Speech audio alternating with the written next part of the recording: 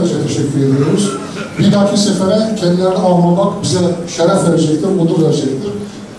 Genel kurulda da şükranlarımızı bildiriyoruz. 10 dakika ayrılıyoruz.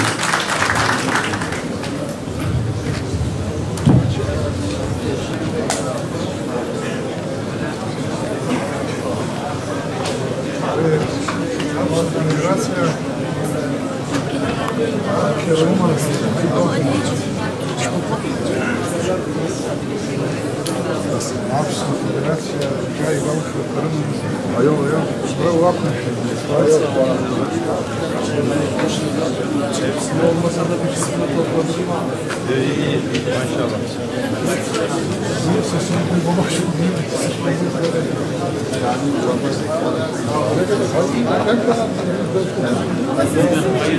Çok teşekkür ederim. Ben nasıl kalmış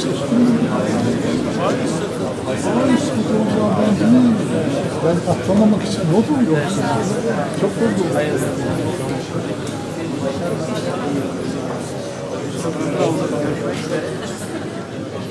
Kolay gelsin.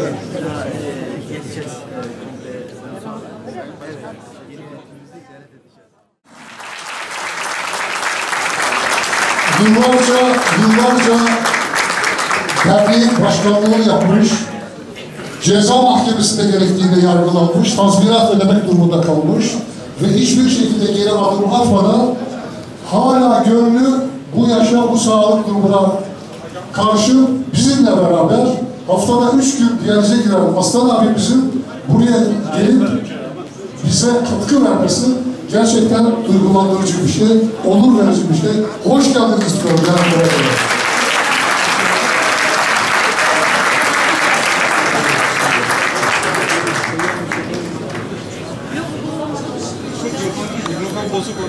Öyle mi? Efendim seyyar mikrofonunuz yok yoksa... Evet. Şu an, geldi mi? Buraya kadar gelebiliriz abi. O zaman şöyle. Evet, kısa bir duygularını almak istiyorum. Nerede yaşayacağız? Açık yer. Bu tarafa aslında. Bu şeye yazsanız. Sayın Başkan, değerli hemşehrilerim, çok mutlu oldum. Böyle kalabalık insanları, sokağa insan dolu görmekten çok mutlu oldum. Hepinize teşekkür ederim. Allah idealinizi gerçekleştirsin.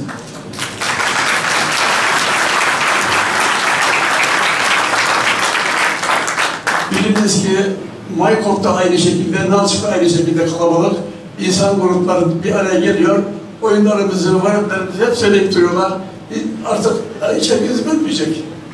Çerkez'i bölmeyecek. Evet. Çok teşekkür ediyorum. Gösterdiğiniz bilgiye dolayı. Sağ olun Aslan abi. Biz çok teşekkür ederiz Sayın Başkan. Sağlıklar diliyoruz, uzun ömürler diliyoruz.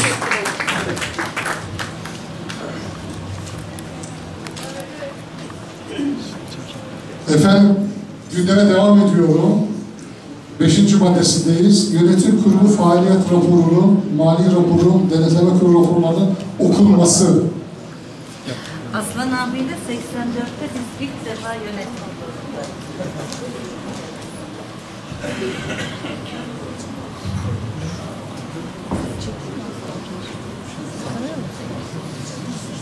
Aldım da çok net çıkmaz.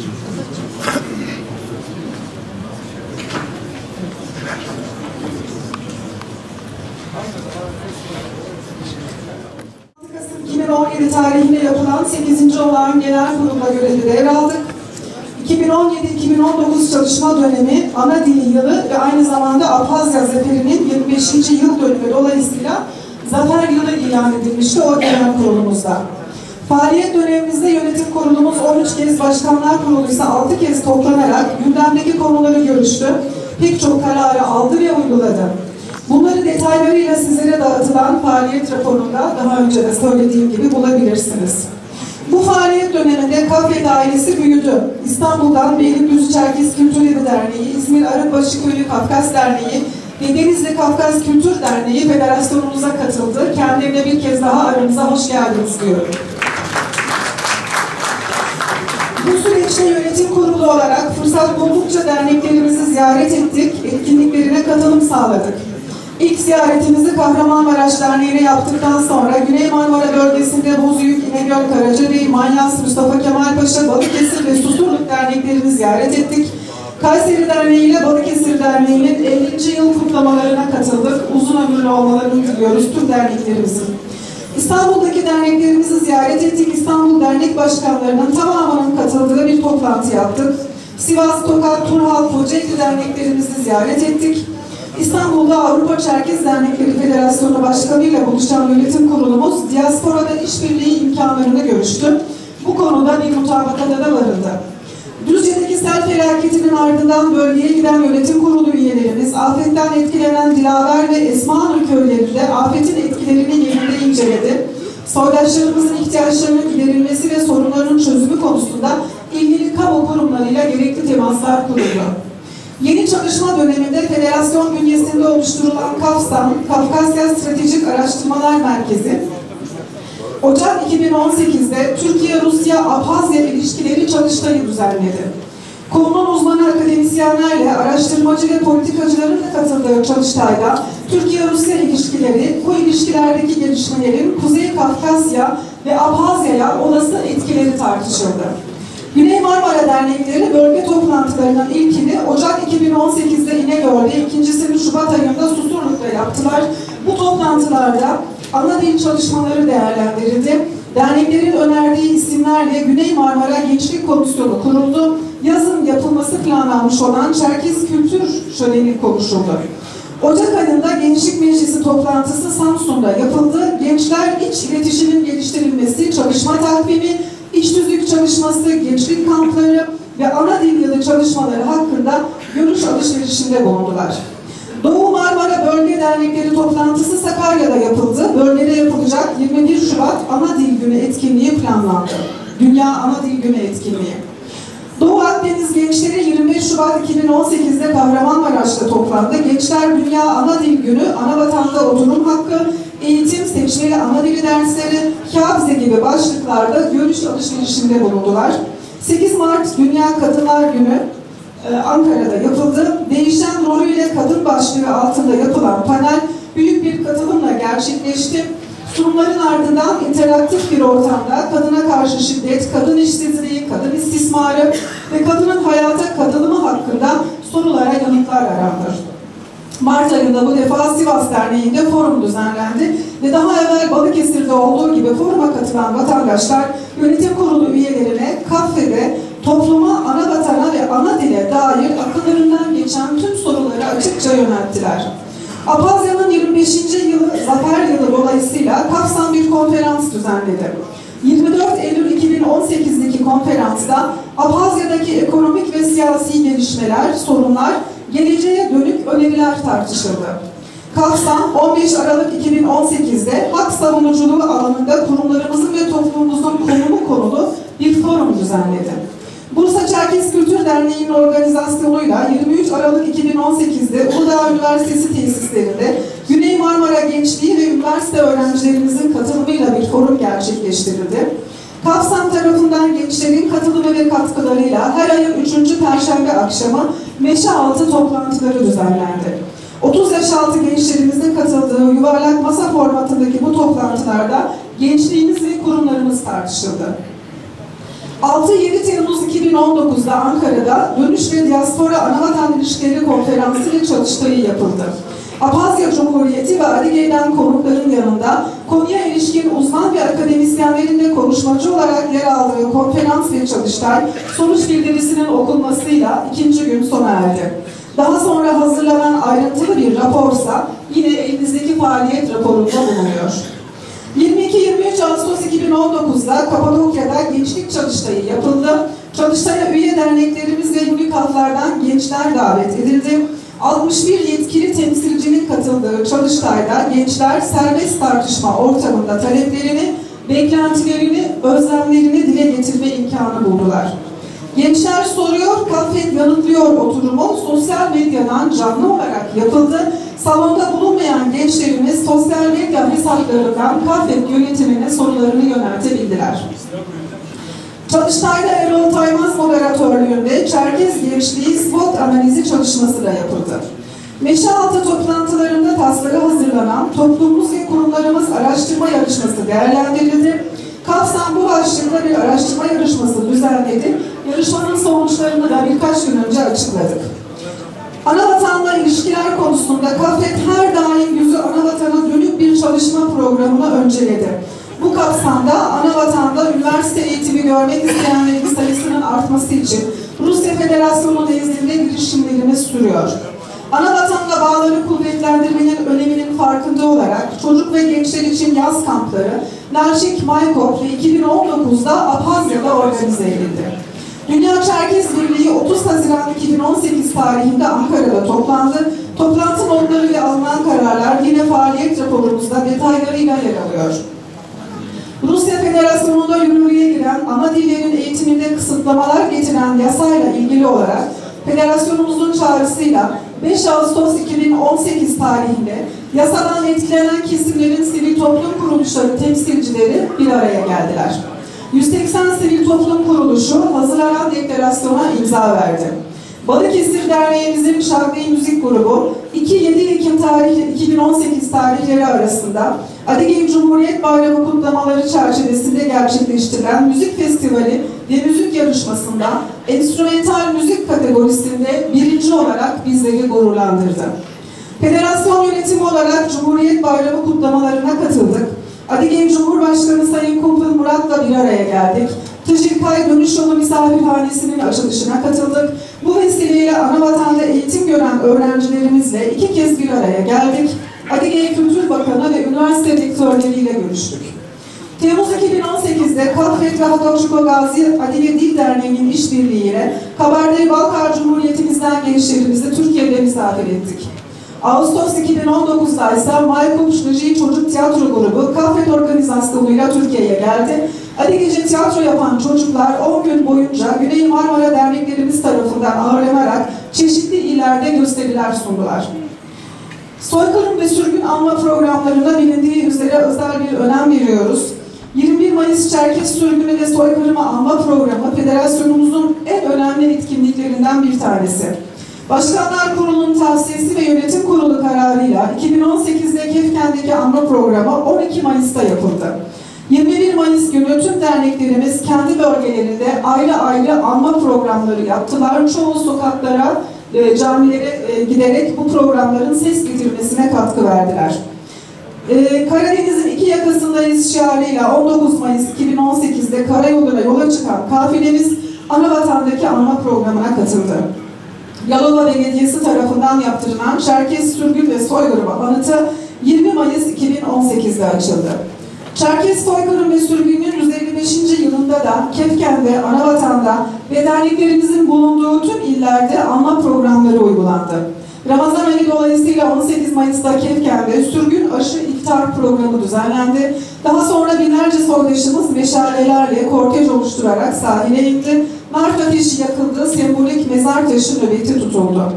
Bu yıl Anavatan'a giden kafilemiz Maykop ve Narşik'te anma programlarına katıldı. Abhazya Çalışma Grubumuz bu faaliyet döneminde neler yaptı onları da kısaca özetleyeyim. Abhazya'nın Krasnodar bölge şampiyonu olan Spartak Suhum kız basketbol takımını Sakarya'da ağırladılar. Abhazya'da bir öğrenci var projesi başlatıldı. Kiraz Vakfı tarafından tespit edilen 10 çocuğun eğitim ve kişisel bakım masraflarını karşılamak üzere yola çıkıldı. Bu sayının artarak devam etmesini umuyoruz. Abhazya Çalışma Grubu Kayseri, Eskişehir ve Maşukiye'de toplandı. 23 Ekim 2018'de Dünya Abhazya Kongresi heyeti federasyonumuzu ziyaret etti. Katılımcılar heyeti soru sorma imkanı buldular. KAFET ve KAFİAT heyeti 18 Şubat 2019 tarihinde Adige'yle temaslarda bulundu. Sayın Murat Kukilov'un Türkiye ziyaretine ilişkin detaylar planlandı. 23 Nisan 2019 tarihinde diaspora tarihinde ilk kez resmi bir heyetle Adige Cumhurbaşkanı Türkiye'de ağırlandı. Türkiye Büyük Millet Meclisi, Milli Eğitim, Kültür ve Tarım Bakanlıklarında görüşmeler yapıldı. İkili ekonomik, kültürel ve sosyal ilişkinin geliştirilmesi değerlendirildi. Heyet, iş insanları ve akademisyenlerle buluşma imkanı buldu. 25 Nisan Adige Bayrak Günü Düzce'de kutlandı. Heyet daha sonra İstanbul'a geçti. Resmi program İslamiye ve Narnes'in sahne aldığı halk buluşmasıyla sona erdi. Bu ziyaretin detayları yine faaliyet raporumuzda yer buldu. Dönüşle Anavatan'la ilişkiler yılı kapsamında yürüttüğümüz bu çalışmalar 4-12 Ekim 2019 tarihleri arasında Adigey, Abhazya ve Kabardey-Balkar Cumhuriyetlerine iade ziyaretimize devam etti. Bu ziyarete kafiyat heyeti de katıldı. İş insanlarıyla Adigey Cumhurbaşkanı Kumpul Murat ve ilgili bakanlar bir araya geldi. Yatırım imkanları görüşüldü. Karşılıklı 3'er kişiden oluşan Yusuf Bey'in de biraz önce anlattığı gibi bir komisyon kuruldu.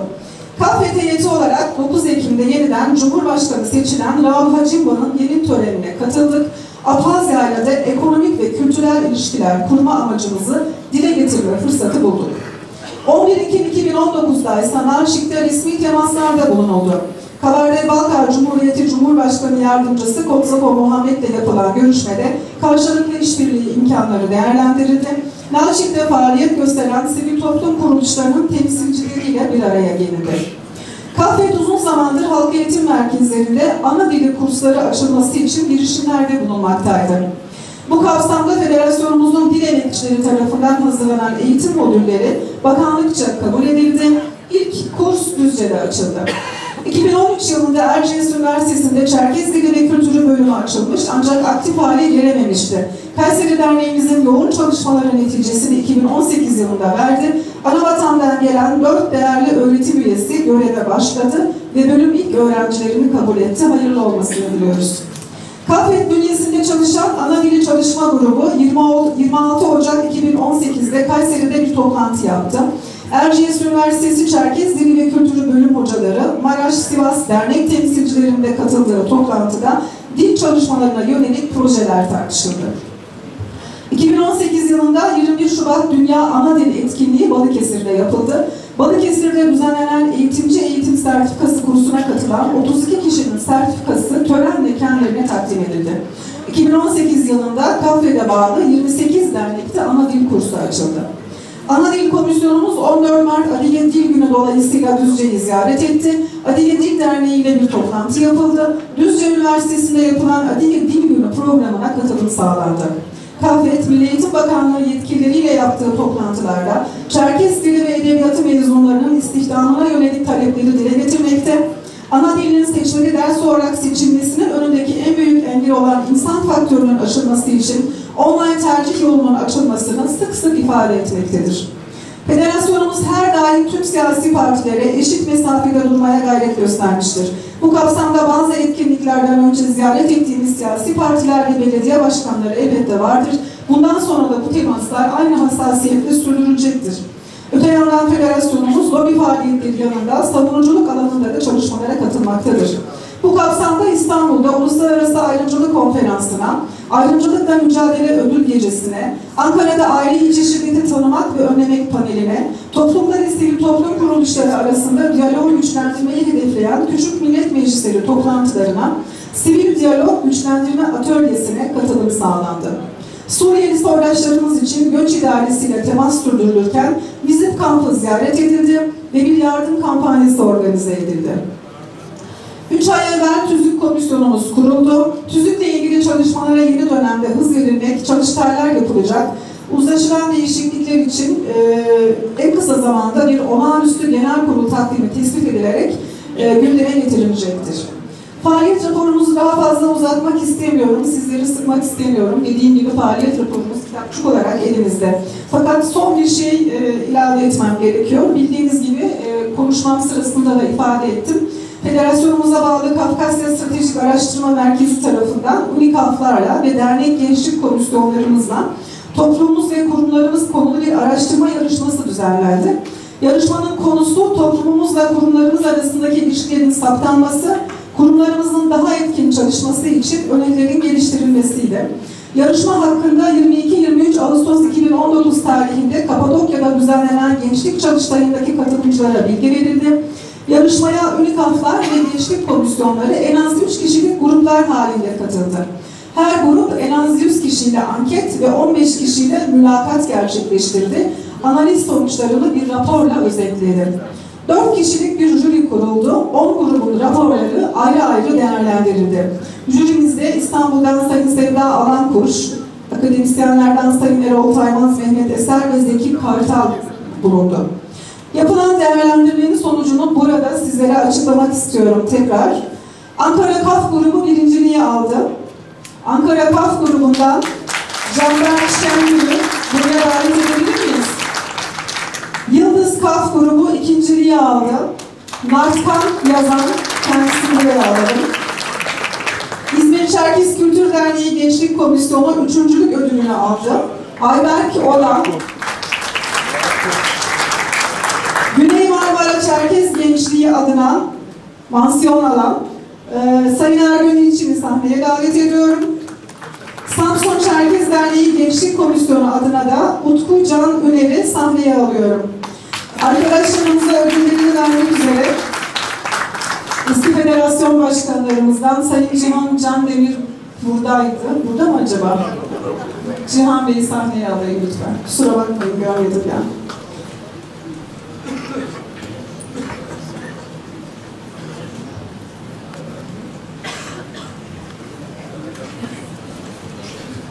Gençlere teşekkür ediyoruz ilgileri için. Perdeyi kaldırabiliriz arkadaşlar. Verirken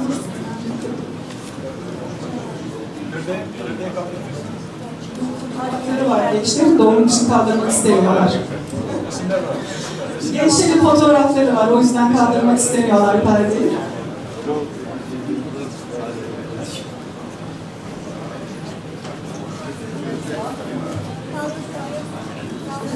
Birincilik Ankara KAF, Canberk Şengül.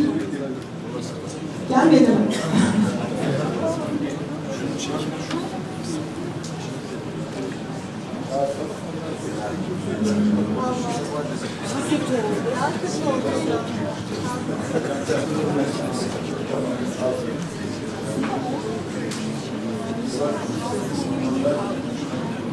Bilmiyorum, bu çok daha kötü oldu. Evet, düzelteceğiz. Ankara KAF grubu. Tamam.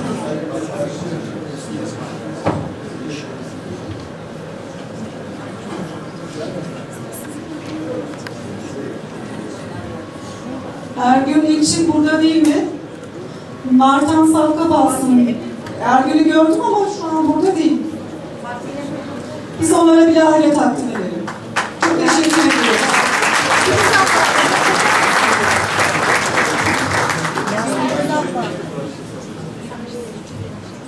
Kaldıralım isterseniz.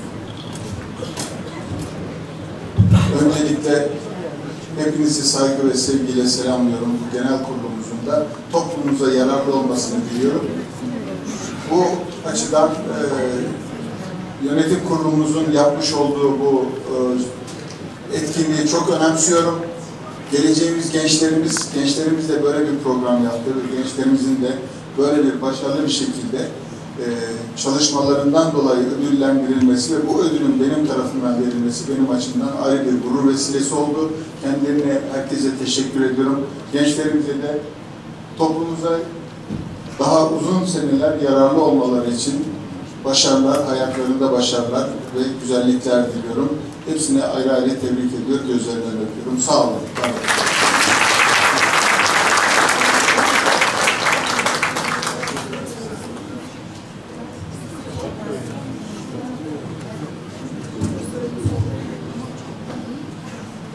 Konukları saygıyla selamlıyorum. Derneğimize, federasyonumuza böylesine güzel faaliyetlerle gençlerimize ulaşmaya vesile olduğu için çok teşekkür ediyorum. Böyle kıymetli insanların huzurunda almaları kıymetlerini bütün grup üyelerim adına teşekkür ediyorum. Hepinize saygılar sunuyorum. Gençlerimize başarılar diliyoruz. Başarıların devamını da diliyoruz.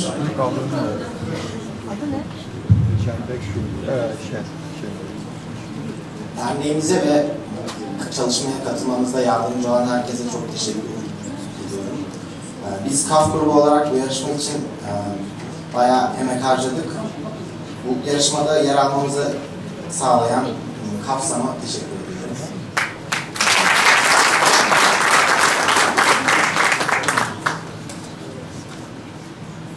Şümer Fışı. Biz ben Arıkbaşı Köyü'nden Ayber Kodak. İzmir Çerkez Kültür Derneği Gençlik Komisyonu adına aldım ödülü. Belki de yarışmayı biraz yanlış anladık. Bölgemiz dışına taştık. Kıparkama'ya, Sivas'a, İstanbul'a ulaştık. Alan Vakfı ile görüştük mülakatlar sırasında. Ama sonrasında güzel bir çalışma yaptığımızı düşünüyoruz. Bu sadece bizim için bir başlangıç. Bu enerjiyle daha çok çalışma yapacağız. Teşekkür ederiz.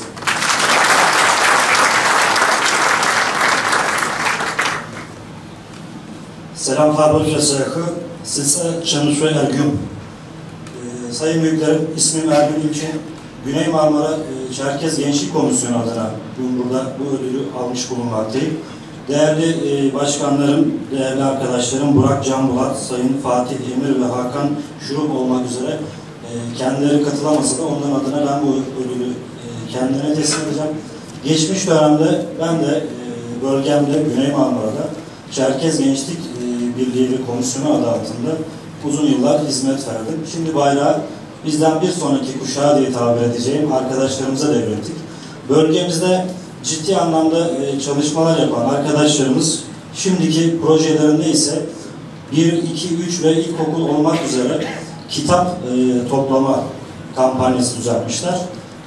Yine Güney Marmara bölgesinde yer alan Karaorman köyümüzün okuluna teslim edilmek üzere böyle bir kitap kampanyaları var. Duyarlı olan büyüklerimizi, genç kardeşlerimizi de bu kampanyaya destek vermelerini rica ediyorum. Teşekkür ederim.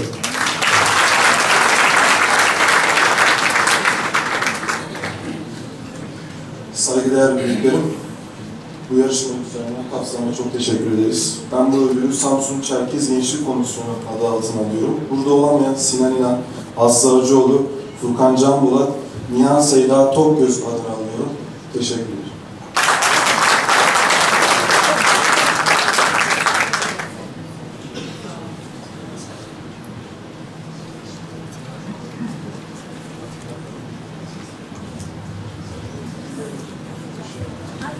Ben de hepinizin huzurunda gençlerimize çok teşekkür ediyorum. Kapadokya'daki Çalıştay etkilerini gösterdi. Yüzlerce gencimize ulaştı. Bu yapılan anket çalışmaları da hepimiz için çok kıymetli. Gençlerimizin de söylediği gibi bunlar bir başlangıç. Umarım önümüzdeki dönemlerde yüzlerce değil binlercesine ulaşırız gençlerimizin. Hedefimiz bu. Teşekkür ediyorum. Teşekkür ederiz başkanım. Mali raporu sunacak arkadaş. Teşekkür ederim.